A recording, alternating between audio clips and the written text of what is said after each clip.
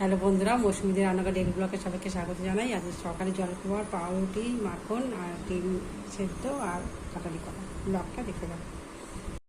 পাওয়া হয়ে গেছে,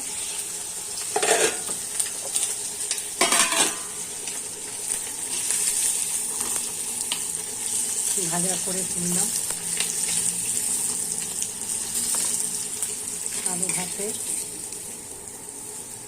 আছে, ডিম ভাজা, 3 লিটার রাখবো। আর এখানে ভিতরে ঘুগনি হবে, আর এই বাঁধাকপি মাছের মাথা দিয়ে হবে। ব্লগটা দেখতে হবে বন্ধুরা। আজকে এই মাছের তেল, মাছ ভাজা আর বাঁধাকপি দিয়ে মাছের মাথা দিয়ে তরকারি, আর এখানে সর্ষের ঝাল।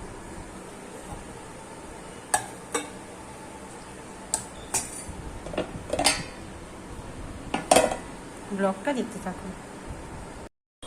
আজ রাতের খাবার পরোটা আর ঘুগনি। ব্লগটা কেমন লাগবে জানবে, লাইক সাবস্ক্রাইব করবে, সাবস্ক্রাইব করে থাকবেন।